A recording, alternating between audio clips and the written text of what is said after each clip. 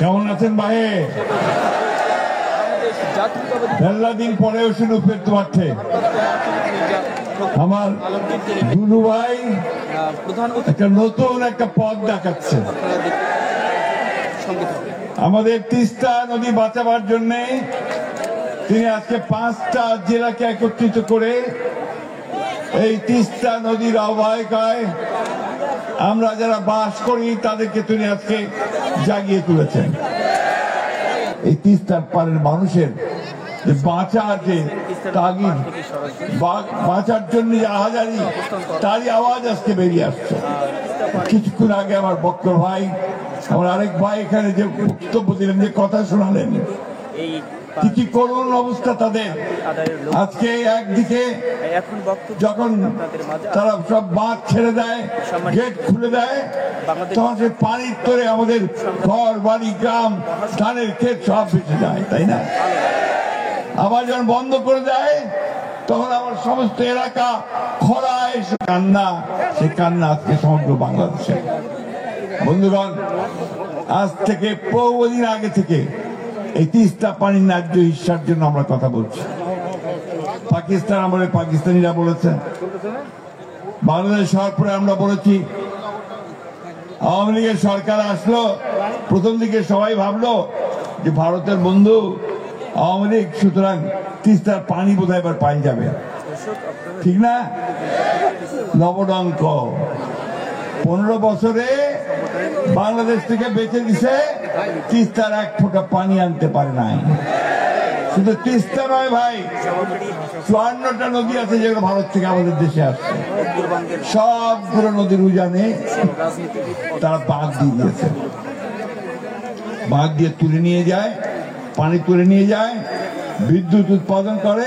আর আমাদের দেশের মানুষ এখানে ধান ফলাতে পারে না, ফসল ফলাতে পারে না, তারা তাদের জীবন জীবিকা থেকে সম্পূর্ণ বঞ্চিত হয়। আমাদের জেলে যারা মাছ ধরেন তারা মাছ ধরতে পারে না। প্রত্যেকটা মানুষকে আজকে সেই কষ্টের মধ্যে করতে হচ্ছে। ঠিক একই সময়, এই সময় দুলু ভাইকে ডাক দিয়েছেন, সেটা আমাদের অন্তরের সকলের ডাক, তাই না? আমরা লড়াই করেছি 15 বছর সেই ফ্যাসিবাদী হাসিনা সরকারের বিরুদ্ধে, তাই না? আমাদের ছেলেরা লড়াই করেছে 34 দিনের সকলের লড়াইয়ের মাধ্যমে পালিয়েছে। এখন কোথায়? ওই ভারতে, তাই না?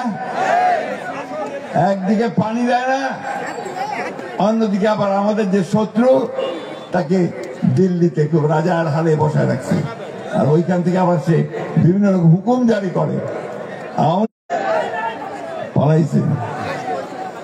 বন্ধুগণ, আজকের এই সংগ্রাম আমাদের বাঁচা মরার সংগ্রাম এই এলাকার মানুষের। আমরা আমাদের হিসাব বুঝে নিতে চাই। আমরা অবশ্যই ভারতকে একটা বন্ধু ভাবে দেখতে চাই, কিন্তু সেই বন্ধুত্ব হবে সম্মানের সঙ্গে, আমার যে পাওনা সে পাওনা বুঝে দেওয়ার সঙ্গে। তাই বন্ধুগণ, বক্তব্য দীর্ঘ করব না।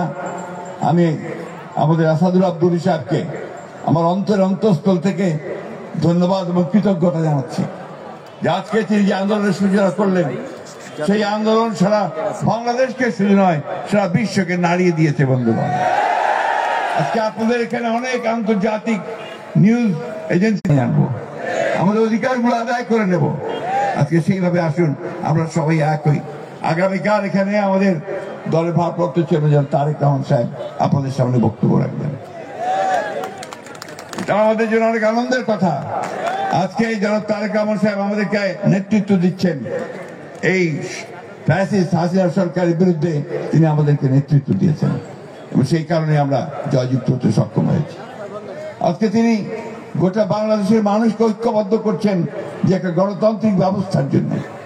আমরা সেই একই কথা সরাসরি বলতে চাই যে আমরা 1971 সালে যে স্বাধীনতার যুদ্ধ করেছিলাম, পাকিস্তান পার্লামেন্টে বলবে, সংসদে বলবে, সব জায়গায় বলবে, তাই না?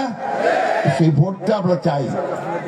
ওরা অনেক সময় বলে যে আমরা নাকি ভোট করতেছে। ভোট করার কারণ একটাই, যে ভোট না হলে আমার নেতা নির্বাচিত হবে কোত্থেকে। আমার কথাটা শুনে আজকে সবাই এসেছে। তাই বন্ধুগণ, আমার কথা শেষ, শুধু এইটা বলতে চাই যে এখন নতুন লড়াই শুরু। সেই লড়াই হচ্ছে আমাদের বাঁচা মরার লড়াই, আমাদের